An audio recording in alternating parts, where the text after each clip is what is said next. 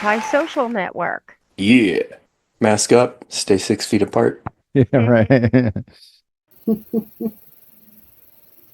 right. Wanna- Hello. Oh, welcome, gentle listeners, once again to YUH with Lisa, Phil, and Aaron from California. My goodness, his arms must be tired. We are speaking this week with CJ Plain, and we are talking about an album by Tony Carey.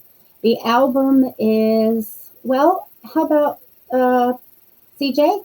What makes you bring this album to us? Let's go ahead and say that it is a Aaron's Audio Edibles episode Yes. because I had not heard sorry. this album before, so this qualifies. Yeah. Go ahead, CJ. This is one of my more favorite records. It was one I found in a bargain bin at Harmony House. Oh, I love those for pound things. It just looked interesting, and I knew Tony from Rainbow, so I thought, hey, for $1, what do you got to lose? And it ended up being one of my more favorite records that most people don't know about, and I've never really got to pontificate so much about this one as other stuff. So, well, here's your it chance. might be interesting. Thought it might be something Aaron might maybe either really hate or really appreciate. One of the two. might evoke a strong response. Yeah. Yeah. So, yeah, I had never heard the album before, of course, and first thing I did is I looked. I thought it was released in 2018. But that's not the case, right? That was the remake. It's that's a Spotify remaster. lying to you. Yeah, it's like 84, was it? Yeah. Yeah. So that's where I was coming from. I was like, to me, I was like, well, is this one of these? Before I started listening, is this one of these albums where a studio musician collaborates with someone over the internet that they never really even have any human engagement with, and they use drum, a drum machine and Pro Tools and all that stuff to throw together a really slick sounding album, which I'm not taking anything away from that. Those are still creative endeavors, but I'm still an aficionado of human, the idea of a band, actually being in a studio cutting a record, and that's what this is. Yeah. But I did find it to be very tight.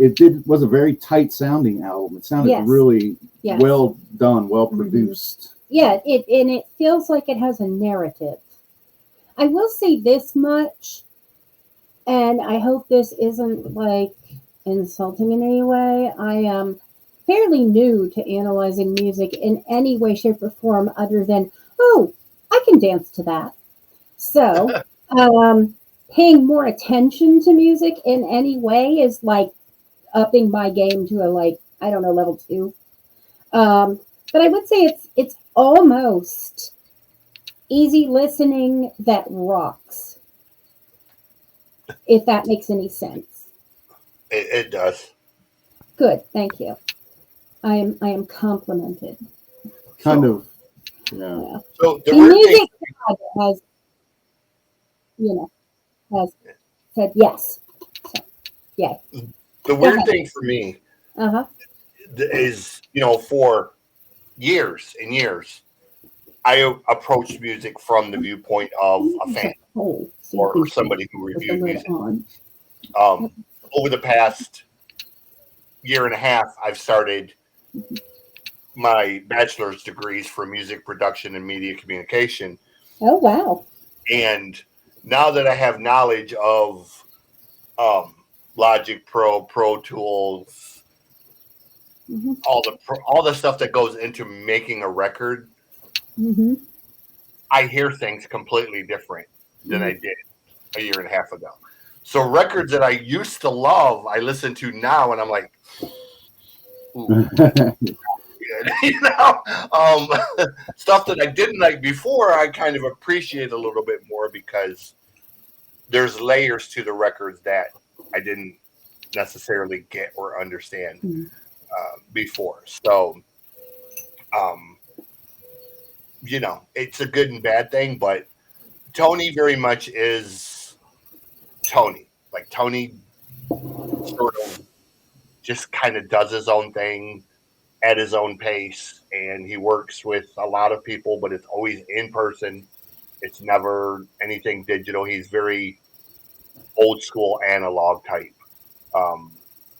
Which, again, not a bad thing, but you will notice on some of his stuff that you can tell, like it has a very 80s-ish, 70s-ish type of sound and style. You know, almost like you're listening to something from a soundtrack, which I love soundtracks, so it's not a bad thing to me, but some people may not be as appreciative. So, you know. Well, it's kind of interesting that you mentioned the defects that you hear in albums now, because it's very much in vogue to do these things where they throw the kitchen, like if it's a legacy band, they'll throw the kitchen sink into an album. They'll say, this is the rough, this is a rough remix. This is an alternate version. This is a live version that was recorded back in the 60s or whatever. And all defects and all the shit is in there. And they're emboldened to do this because the produced part, the actual albums that they put out. Yeah, you block and fill on purpose. Right. Yeah, there we go. Oh no, okay. I had to remind him for like 8 times now. I have said, "Honey, could you?" So, well, what I did was I bought cat litter on Amazon and they delivered it, and I can't lift the box. Yeah, it's too heavy, and I have asked him a few times, 8, to add some cat litter to our 2 boxes. Yeah. But anyway, he's forgotten. I guess now's the time. Not right now. Not right now. After the podcast. Yeah, after the podcast. Yes. But it's like, so you have a lot of inferior recordings out there, really. The stuff that you really have to be a geek to really appreciate, to overlook the defects, because they were taken out, actually. They were actually redone and taken out. So, but I did find this album to be very technically, it sounded tight, and I don't know how much of that is a result of the remastering, but it was probably pretty tight back in 1984 too. So I usually, I don't want to prolong the podcast too much, but I do like to do some autobiographical stuff. Interrupt me. This shouldn't take more than 5 minutes or so. Biographical stuff. Biographical stuff. Autobiographical would be about Phil. Did I say autobiographical? Yeah. No, it's okay. Biographical stuff. Okay. I'm okay with it. Tony Carey, born October 16th, 1953 in Watsonville, California. He grew up in West Hollywood, like before the era of Motley Crue and Van Halen, when Hollywood became kind of more, I guess, I don't know, more like Clifton. Not that anybody knows what Clifton is like, but it's more, young, not quite as rough. More younger people, more energetic.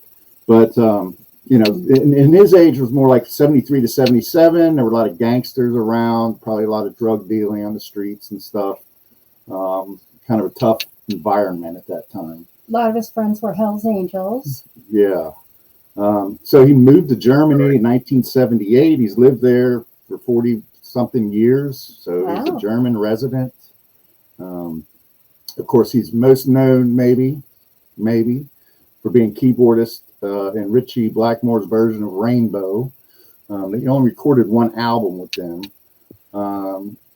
He was also in a band called Planet P Project. He did 1 studio album and I think 2 live albums. Yeah. He did and like his keyboard parts were actually used for Long Live Rock and Roll as well. He's not credited, but he said numerous times that the majority of the keyboards on that record were what he recorded. So. Okay. All right. Influences, I've found an interview with him. He's not quoted very often at all. There's only a couple interviews out there, so I leaned heavily on this one interview, but there's good stories and insight into his personality. He's influenced heavily by literature, Steinbeck and Hemingway in particular. Musically, he's influenced by the Mamas and the Papas. He was in a band when he was a kid that covered a lot of Mamas and Papas. He's a fan of Adele, Pink Floyd. He's dabbled in prog rock, of course. Not surprising considering his era. Loves Miles Davis's Bitches Brew. That's one of his favorite albums, apparently. It's a great album. He also likes Greta Van Fleet, especially now that they've kind of dropped their Led Zeppelin impersonation and gone their own way.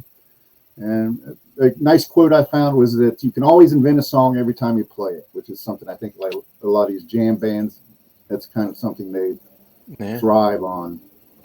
Not that he was in a jam band, but it's like if you play a song differently every night, go off on different chords and stuff like that, then you keep yourself, engaged and interested in the music, I guess. Yeah. Anything to add about his bio there?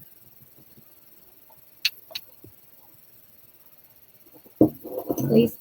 Oh. I'll go on and what you guys think about it, I'll go on and just talk a little bit about this album. It was originally recorded, as we just mentioned, in 1984, remastered 2018, and we're kind of covering the remastered version today. His work is littered with a lot of fictional characters. Interesting that the topic of autobiography came up, because really his music is not necessarily autobiographical, and that probably goes back to his interest in literature. A lot of, so here's the big story I thought that came through this interview about this album. Apparently there was a feud over the album between the artist, Tony, and Geffen Records. Apparently David Geffen had stepped back in his role as the A&R director. I don't know what A&R stands for, actually. It's kind of disingenuous. Do you might know? A&R is artists and relations. Okay. It's artist relations, basically. It's the media arm of the label. It's what does the posters. It's what does magazine print, radio ads, that promotional. Artists and repertoire. Yeah. Okay. So Geffen kind of stepped back and he delegated that responsibility to some different executives, and one of which, and Tony doesn't mention him by name, but I kind of tried to connect the dots. Maybe it's irresponsible to identify this guy, but I don't know. Apparently David Rosenblatt was the most prominent member of this team at the time, and he was responsible for kind of helping to revive Aerosmith's career, and involved with Guns N' Roses, but he did not like some of the lyrics. No, it wasn't Rosenblatt. It was John Kalodner. Oh, okay. Thank you. It was John Kalodner. Kalodner killed this record. John Kalodner. Hands down. There's no, Yeah. Tony. Yeah.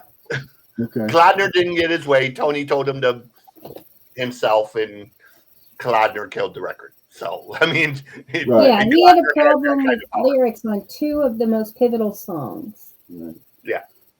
Right. He didn't like the lyrics on Fine Fine Day and First Days of Summer. Right.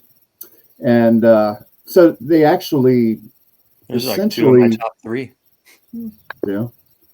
Well, I guess those were pivotal songs on the album, I guess, but they Fine Day was on MTV, right? Yes. Yeah. There was a video for that. It helped really flesh out. Days of Summer. They were the 2 singles. But because of Tony's unwillingness to yield, Geffen basically traded Tony's contract to MCA. Right. Okay. And which is kind of unprecedented. Tony said he felt like a baseball player or something being traded to the, I don't know, probably traded to the minors, Miami Marlins or something like that. Yeah. White Sox, yeah.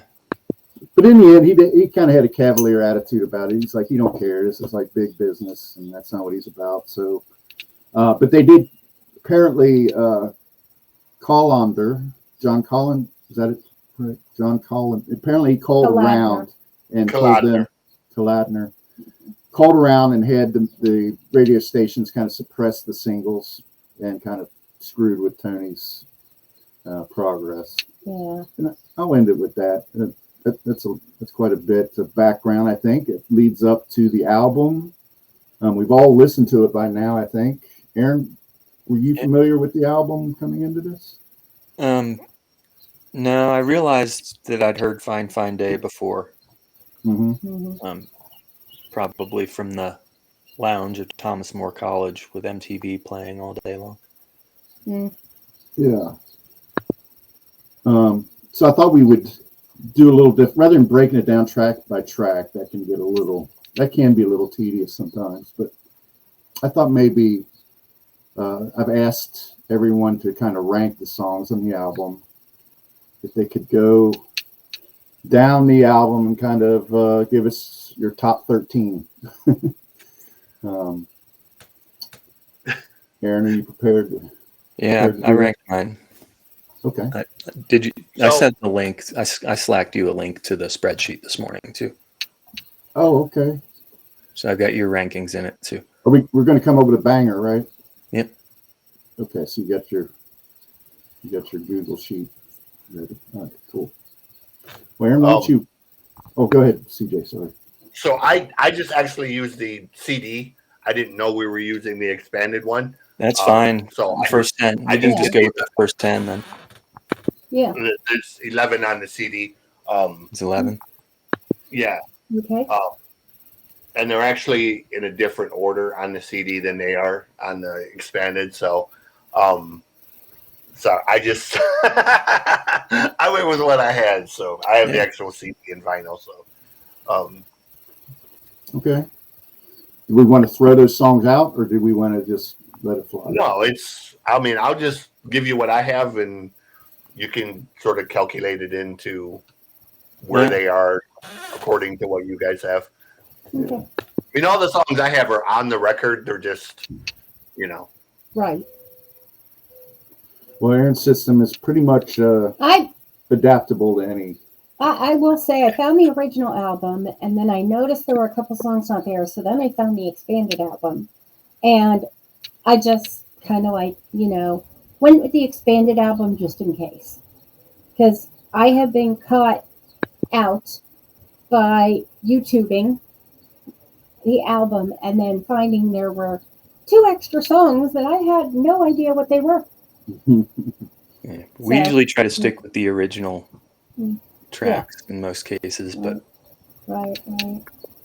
But Aaron, I know Philip sent you our numbers for Reach Out. That should be 7.9. Actually, I don't think I did send. No, he didn't send me that. Oh, never mind. Okay, in that case, fill it in, hon, before you send it. Okay. And that'll. I just put them in the order that Phil sent in that screenshot. Okay.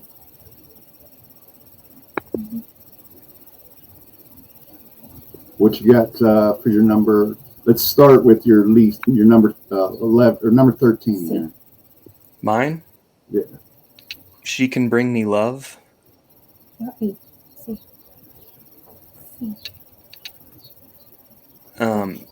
You Can Bring Me Love. Okay. Yeah, I don't know. It's kind of mellow. It just ended up being my least favorite of the 13. Okay. Mm-hmm. All right.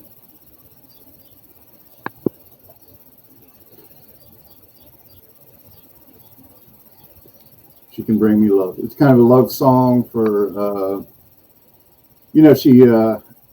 would you call this a concept album, CJ? it's not really a concept record. It's a series of songs that are loosely based sort of around a character, but it doesn't follow all the way through it. Now, many of his other records are concept records. It's supposed to be a concept of city life throughout this one, though, right? Do what? We're supposed to be city life concept throughout this one. Yeah, I mean, it's basically loosed on the story of Sonny, but he doesn't really talk about Sunny in the sense of one song follows directly after the other. Like there's different themes within the songs that don't fit within the storyline. There's like 3 or 4 songs on here that fit the Sunny story, and the rest are just kind of there.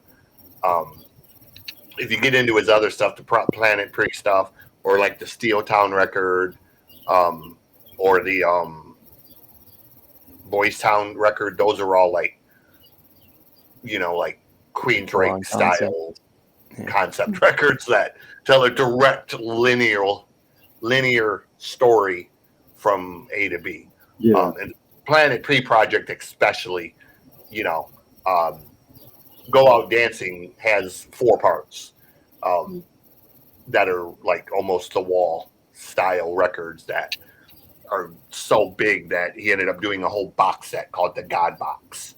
And it's like almost 6 hours of music. Wow. The full record. So, well, yeah, that's some good background on his other work. Aaron, I don't think I explained to you the way we were going to do it is everybody's going to shoot their wad when their turn came out. They were going to go to their whole list, 13. Okay. You just asked me 13. Right, I know. I realize that. Yeah. Okay, number 13, She Can Bring Me Love. Number 12, I Can Stop the World. Number 11, A Lonely Life. Number 10, Some Tough City. Number 9, Reach Out. Number 8, Cold War Kids. Number 7, Hungry. Number 6, Only the Young. Number 5, Eddie Goes Underground. Number 4, Say It's All Over. Number 3, First Day of Summer. Number 2, A Fine Fine Day. And number 1, Tinseltown. Yeah, I like Tinseltown. I have sort of middle of the pack, but I got the feeling there was one point I was like, well, what city is he talking about? This was before I even did the biographical stuff, and I was like, Tinseltown's Hollywood. Right. And then he also mentions East LA. So yeah, that's obviously that's the end of Hollywood. In the, you know. So, but it's all LA. I mean, yeah. I don't know if he's not really pulling from his experiences in Germany. I don't think on this album. Yeah, but, this one, that Tinseltown, if that's what we're going to talk about now, my notes on it were the opening guitar reminds me of Greg Kihn Band, the breakup song, and the keyboards kind of reminded me of Foreigner, like Waiting for a Girl Like You. But that ended up being the number 1 for me. Yeah, that's a good list. Yeah. I have a feeling that's going to affect the numbers to an extent. So that's okay. I'll go ahead and do mine. So starting with number 13, I Can't Stop the World. Or I can. Or I Can Stop the World. Well, it has to be number 13, right? But I didn't think it was a bad song necessarily, but that's just where I ranked that. First Day of Summer, I have that way down. To me, I don't know.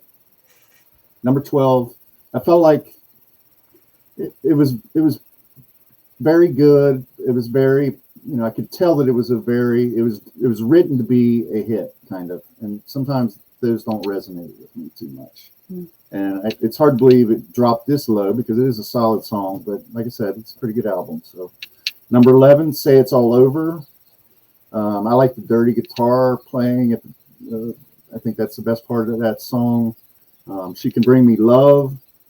It seems like it's if we're to conceive this as a concept album, then this might be a love story interlude. Like at night she waits for him to get off work. So makes life worthwhile to have a love like that in your life. But, Some Tough City is next. That's where he mentions East LA and Some Tough City, Aaron.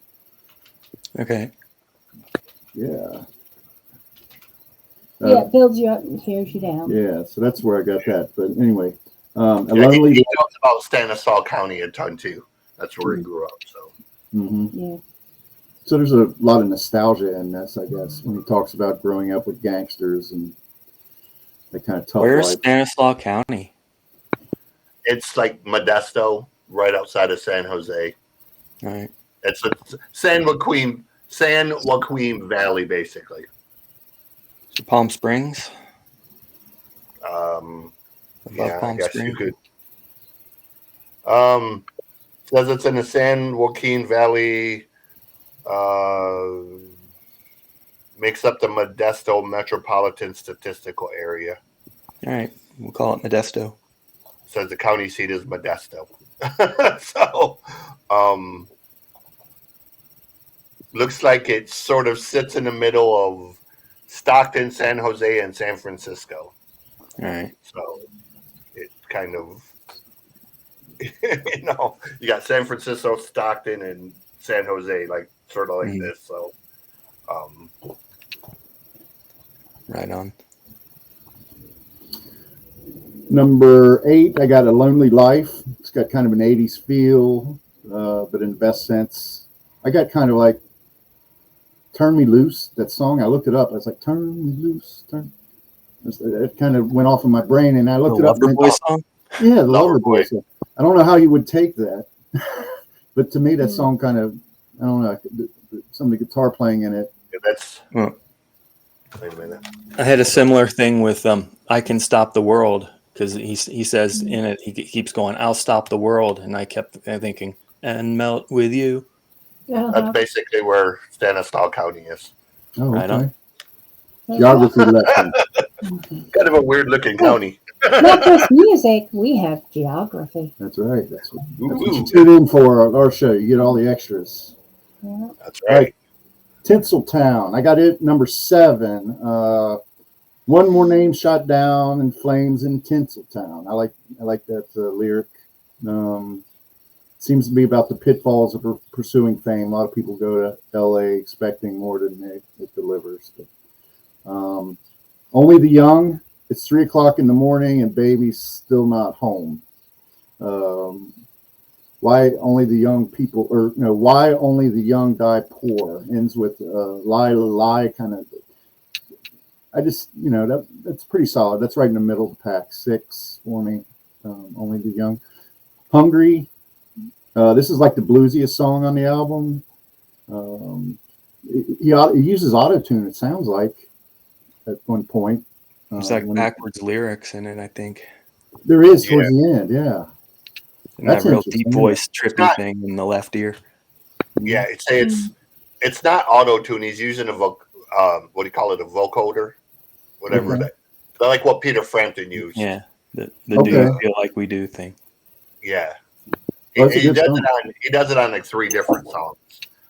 It ruins one of the songs for me. Like, okay, we'll get to that. Yeah.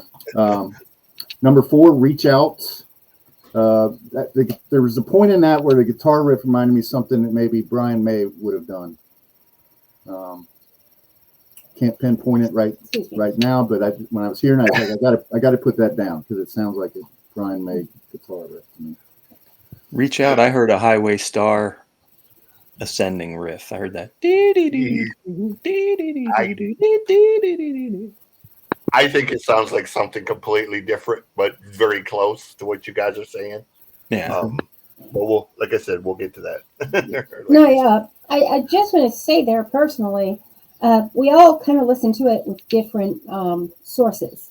Like some people used headphones, some people did not, some people used YouTube, etc. So, Exactly. It does affect the impression. I think that makes it, Well, I love the title of Eddie Goes Underground. It's got kind of a big sound, kind of an arena rock sound. Sounds a bit, I could say, maybe Robin Zander. I don't want to make too many analogies, but Cheap Trick, there's a little bit of influence in there, I think. Put your head down, but keep your eyes open. Yeah, I really like that song. Just the use of the word underground fits in this album. in the scope of the album. So Number two, Eddie's running from like a statutory rape charge. Yeah, Oh, really? actually. Oh, well. okay, that's dark. That's the opening line, or like I think the fourth line in the song is Yeah. basically that he's, Ask the girl her age. Right. Yeah. He's no anti-hero. He's a piece of shit. So, all right. So, Now, wait a minute. If you didn't ask the girl her age, how old is Eddie? How old's the girl? let's not get into Did that. she lie? I mean, I'm just saying. Okay. Well, they'll have to fight that out in court, not on our podcast. In They gotta the catch words Eddie of Stone first. Cold Steve Austin, Yeah. don't trust anyone. Yeah. Right. Mhm. Always get proof. I mean, when I was 16, I was regularly being hit on by college guys because I did not look 16. Actually, when I was 12, I was being hit on by college guys. By the time I was 12, I couldn't see my feet from a standing position. So, Interesting. But that still doesn't make it right. True. That's right. I was like, oh, I have to go home. I was like, these guys are driving by and they're like, hey, honey, you want to go to a party? And I'm like, I'm 12. I'm not allowed to go to parties. Made you grow up real fast, didn't it? I already knew how to defend myself. Yeah. So, Right. Yeah. And it continues to this day. You're Yeah. always fending off Yeah. admirers. But Oh, thank you, honey. now, Cold War kids. I thought this was kind of a nostalgic trip, because I am a Cold War kid. I think we're all. I don't know. Maybe CJ's not quite a Cold War kid, but everyone else here is. Mhm. So the imagery and fears are familiar to people of our age, yet there is comfort in the familiar. And here's a lyric: somebody I have never even heard of has a finger on a trigger pointed at me. That really was, like, I had a teacher that really tried to emphasize that point. Right. She kind of scared the living shit out of you. It was like when a nuclear, attack happens, get under your desk. Yeah. Cover your head I with your know. books. It was like, that'll work. Don't trust this type of politics because there's really an underlying motive that's trying to take over America or something. Mhm. So I really think that captured, and he's older than we are. I think Tony is older than we are. So Yeah. Well, he probably- he's 53. He's got about a little more than 10 years on us. So he's even more steeped in that. Yeah, tradition. he's definitely a boomer, and they experienced a little more of that than we did. But we did get a lot of that, Yeah, in case of nuclear war, get under your desk. Right. I'm like the desk Wait a was minute. going to do something. Right. I think what it was going to do was the teachers had like a list of They'll where know each who student- the body was. Yeah. Right, exactly. They'd be able to identify. That's your daughter. She's dead. That's grim. That's grim as hell. But Yeah, that song did exactly. resonate with me. I can't say it's the strongest musically, but I put it in number 2 just because of the theme of it. Mm-hmm. And number 1, I put A Fine, Fine Day, the story of Sonny, who the protagonist's uncle, who was released from prison with a price on his head because he had turned evidence or something of that nature on the mob. The video is very good. And it's a very, really good song. Great lead-off song for the album. So, all right. We are going to save the best for last, so I will go next. So hold on. Let me number yours so you don't get. Okay. No, it's right here. Oh, yeah. Okay. Yeah. So I have 14 songs. I am going to say that First Day of Summer. 14. Yeah. I don't know why. Oh, we'll figure it out when you say it. It says 14 here. Yeah. Oh, no. That's because there's a header row. Sweet. Oh, I'm talking the header. Okay, so 13. Sorry. No, hun, leave it. I can adjust. Okay. Okay. One thing I found throughout the album, actually, a few of the songs, there was, to me, a disconnect between the mood of the lyrics and the mood of the music. And I rank for like emotion and mood. You guys have knowledge about this stuff. You can say, "Oh yeah, this sounds like." I don't have that. So, and I'm me. So, I go through the mood and that kind of thing. So First Day of Summer had just like the biggest disconnect for me. Um, Cold War Kids, just kind of hopelessness. Kind of sad for me. Only the Young, it did match, the lyrics and the music did match with the sadness that pushed in. Some Tough City, it was baladic looking life in the eye, and not liking what you see. So it's kind of a ballad about self discovery, I guess, for me. Fine, Fine Day, poignant, sad that he was forgotten. I've often wondered if prisoners might do better if, when they were released, they actually weren't allowed to go back home, that they had to go somewhere else, like I don't know, a catch and release program for animals that are causing problems in a sense.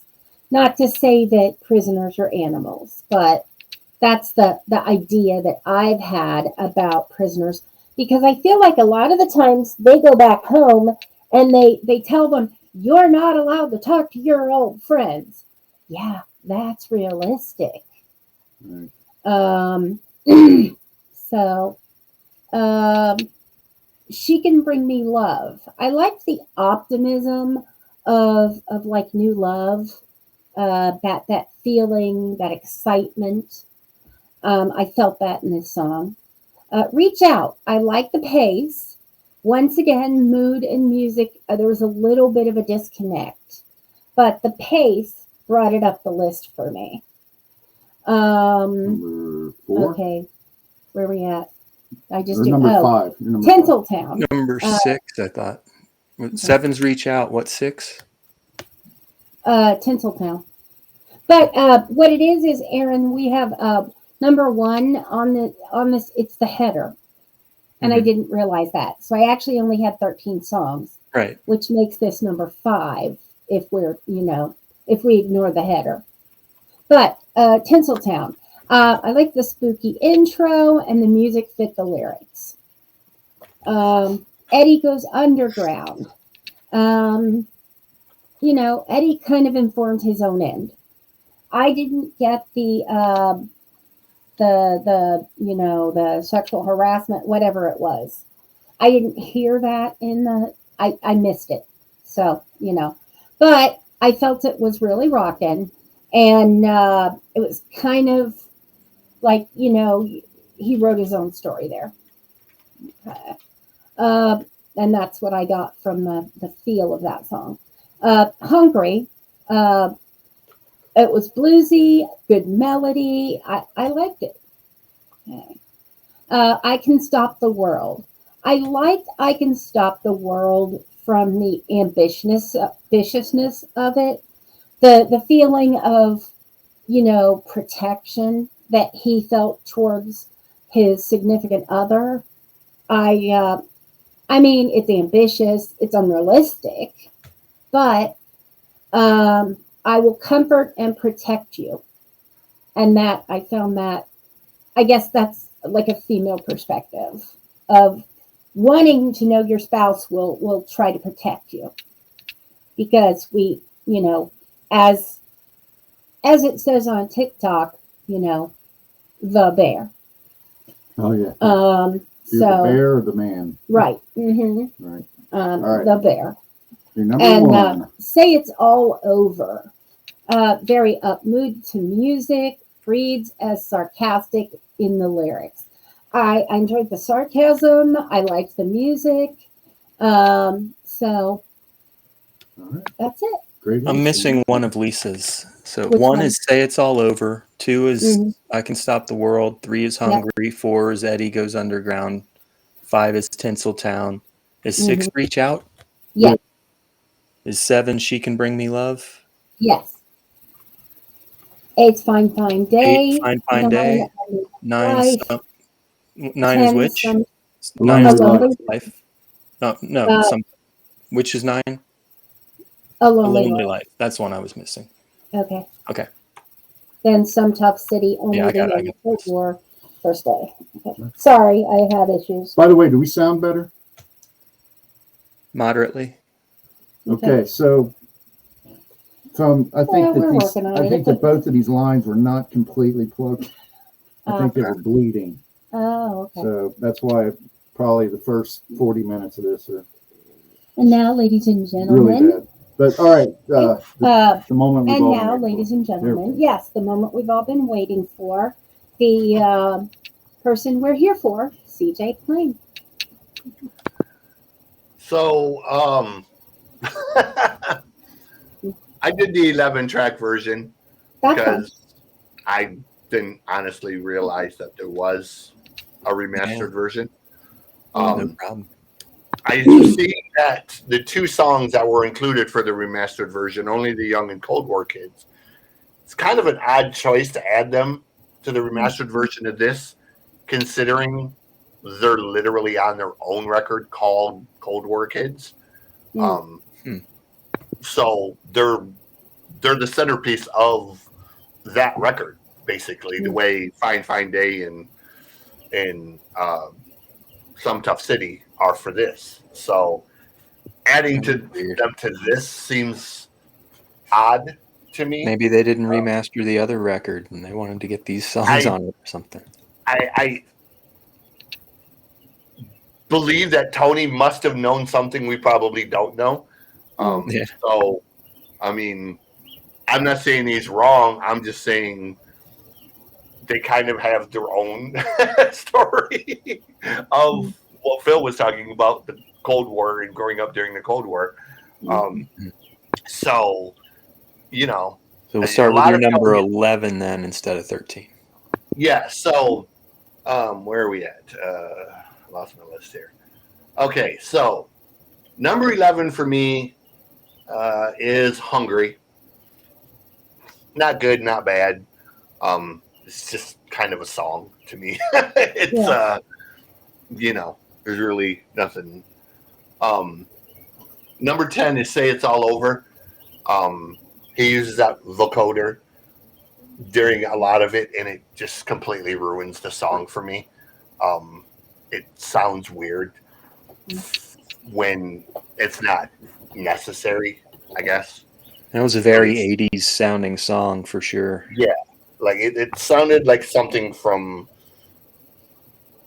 like a, I don't know, like a bad cop movie or something, like a, you know, like a third-rate Stallone or Eddie Murphy cop movie or something. I mean, almost like a reject from Beverly Hills Cop soundtrack or something.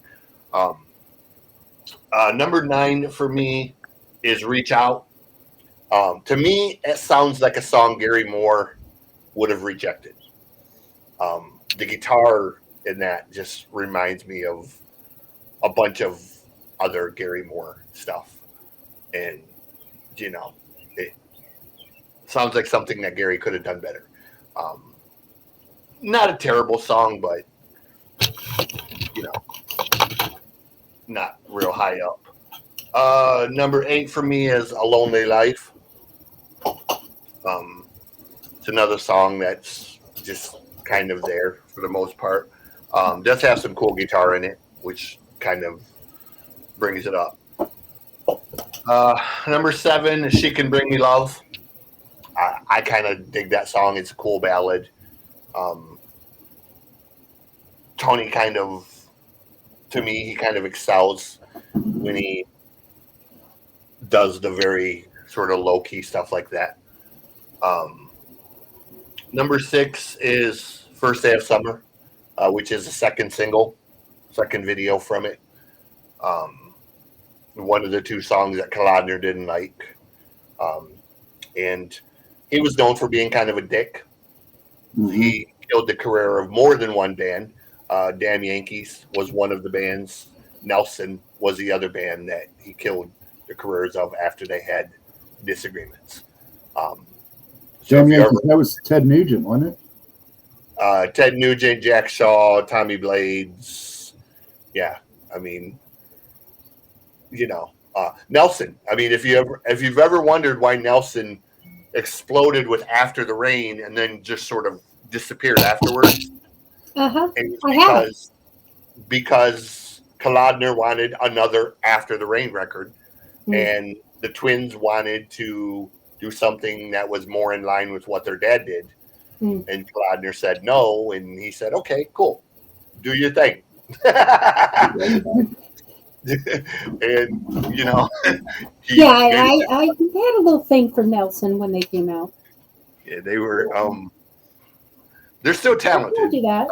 still Yeah. around. Yeah, I knew about Anyways, talk about it every time you get a chance. Mm. number 5 for me is Tinseltown. Mhm. Has great lyrics, and it's sort of the quintessential 80s soundtrack song. Mhm. It just sounds like something that would have been on a dozen 80s soundtracks. Number 4 for me is Some Tough City, which is essentially Fine Fine Day Part 2. I mean, it's kind of continued. You know, it's the ballad version of Fine Fine Day. Number 3 for me is Fine Fine Day. I love the story in it about Sonny. It's the first single. It's the most popular, the one most everybody knows. Right. Number 2 for me is, I want to have it number 2, Eddie Goes Underground. I love the story. He mentions in one of the courses, heard you had a little trouble up in Stanislaus County with that girl, the one you didn't ask about her age. See, and I completely missed that lyric. I should have listened to it more than twice. I like the story of the song. Not that I agree with the story, but it really kind of almost has like the type of story like Springsteen or somebody would have told about John Cougar Mellencamp, you know, that sort of outlaw-ish, Jack and Diane-ish type of thing. And then my number 1 is I Can Stop the Rain. I just like that song. There's something about that song. I don't know what it is. I know not everyone loves it, but it's one of them songs that I listen to a lot. And it's actually on another record he did. There's an instrumental version of it because he's got 4 records that are, us fans consider them the weird records, and they are basically new age instrumental-ish Tangerine Dream type records. They were never meant to actually be heard by anyone, but you know, fans being fans, they got out. And if you're into the old new age Tangerine Dream, Mannheim Steamroller type of thing, Yellow Power, Explorer, No Human in Heaven, Porcupine Tree. Yeah. Well, none of these have lyrics like Porcupine Tree, but yes, if Porcupine Tree is another great example of what these records, those 4 records, they're just weird. I mean, for the sake of, I don't know what he was thinking, what he was going through, but it's just undeniably Tony. It's what Tony does. So, yeah, that's my list. And then, you know, I would have put Cold War Kids somewhere in the middle. I also would have put Only the Young. I would have put Only the Young probably somewhere in the 6 or 7-ish range if I would have known about him. Cold War Kids probably would have been in my top 4. It's a very cool song. It's a very cool record. And I have some notes I didn't read off when I did my titles. I just kind of rattled through my list because I went first. Yeah. Well, no, that's So when CJ's done, I'll just kind of empty my. I'm done. Oh, you're done? Okay. Yeah, I'm done. So, all right. I'll go in order of the track list, the playlist. Fine Fine Day. The music sounds like Springsteen. The lyrics kind of remind me of Bob Seger. This is my question mark is my note. First Day of Summer, Layla licks and the guitar fills. Reach Out, I think I mentioned the Highway Star riff. And I mentioned my Tinseltown note already. Hungry had the trippy backwards lyrics in the end, and the deep voiced guy in my left ear was cool. Yeah. Is I that can is stop that the the one world. where is that the one where he's like singing, but it has like the vocal or the speaking part Yeah. sort of over the Got a top? weird speaking part in the left ear. Yeah, I call that the God. I call that the God song because it sort of Yeah. you're listening to it, but you have that voice, so it sort of Voice sounds of like God. like God's talking to you while you're listening to Yeah, it. that was a trippy track. I can stop the world. My only note is and melt with you. Some Tough Yeah. City. I like the sax in the middle. Say It's All Over, very 80s way, and Only the Young had Tom Petty, Bob Dylan vibes, kind of. Mm. Yeah. There's a lot of seasoning in there in this album. It was really, Yeah. it was really good. All right, so Aaron, you're gonna, I'm gonna try to pull off some I kind already of audio I magic. already looked at the result here, but Do you want to go ahead and announce the banger, and then pause for a moment because I'm gonna try to use some audio wizardry. all right.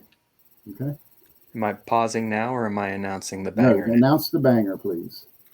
Drum roll, Ladies and please. gentlemen, we have a tie. Yeah.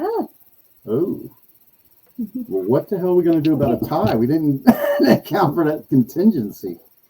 We got a double banger. Yeah. Yeah. Co-bangers. Okay. Well, how about this? How about we let the one highest on CJ's. I just CJ's let- list. I say let becomes them. I say let Oh. them be co-bangers. Okay. Yeah. Yeah. It kind of call takes it two a to double bang banger. anyway, right? Yeah. It takes two to Call bang. it a double banger. Right. So a fine day and Eddie Goes Underground both ended up with 42 points. All right, hold on a second. Well, that their song right there is a real banger. It's a banger.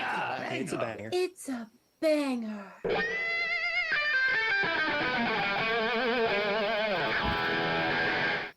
There you go. Right on. That's that. The militant thing. I've collected those voices. I've collected those voices over all the Aaron's audio edibles we've done to date. It's Nice. like Thea and Chancey and Aaron, and we've got to add CJ to it too. Anyway, so we got a double banger. All right. Yep. Number 3 was Tinseltown. Number 4, Say It's All Over. Number 5, Hungry. Number 6, I Can Stop the World. Tied with number 7, Reach Out, I guess. Number 8, Some Tough City. Number 9, First Day of Summer. 10 and 11 are a tie, Lonely Life and Cold War Kids. 12 and 13 are a tie, Only the Young and She Can Bring Me Love. Outstanding. All right. Well, I think we kept it under an hour, Mm-hmm. and we hit on all the high spots. And we got an album that CJ was really anxious to do, done on the record, And our first co-banger. and a Yeah. co-banger. So checked a lot of boxes. So CJ, where can we find the Music God? You can find me anywhere on the internet. Just type in Music God CJ Playing, or you can go to musicgodcjplaying.rocks is the website that I'm trying to update and keep up with, but life. So, Right. and the last thing I'll add is if you like what Tony does, he is currently still performing a lot of the Rainbow stuff. He does it with Ritchie Blackmore's son, Jurgen, or Jurgen, however you say his name, and an assortment of other guys that have played in Rainbow throughout the years. And it's called Over the Rainbow. Oh, I have heard of that. Yeah. So, if you want to hear Tony still performs. He beat cancer. He beat the same cancer that killed Ronnie James Dio. And he's spoken that has extreme guilt because having performed with Ronnie and being friends with Ronnie, he survived it and Ronnie didn't. So Survivor's guilt. Yeah. he says a day doesn't go by that he doesn't think about the irony of those two guys getting the same disease at the same time. And he being the one that walked away from it. And Life can be yes. mercurial. Well, I'm a big fan of Dio, so I'd love to do a Dio episode at some point. But, And thank you for allowing me to do this record. I've wanted to do this record for a long Thank time. you for bringing it to us. right. There's, We love there's new stuff. So very It's like- few, there's so very few people who understand or appreciate weird stuff, that isn't mainstream. Everybody wants to do the mainstream stuff, and Right. I kind of like the off the beaten path stuff. So. I said new stuff like an idiot. It's not new stuff, but it's stuff that I wasn't aware of. Well, it is new though. I mean, if you haven't heard it before, Yeah. you New to us stuff. New to us stuff. Right. and that's the point of this, man. So like we went to that Outlaw Country Festival last year, and I was like, man, we've got to find some alternate, maybe not new stuff, but alternate stuff, because this stuff is getting. So it's like if Tony were to this come is new through to and do the us. Ludlow We would Garage probably or go. something, we Yeah. would go see it based on Yeah. what we heard here. Yeah. So we do appreciate you bringing that on. You can find us at pod. On all the socials. We do have a Wix website that's ridiculously long to rattle off. But if you, pod. pod. If you search that in Google, you'll find us. You also find us on the Antisocial Network, which we've just joined. And we will close it out for now, and we'll catch you next time with another fantastic episode of Yeah. Boom Thank you Shanka. very much for everybody for joining us. Thank you, CJ, for giving us new knowledge.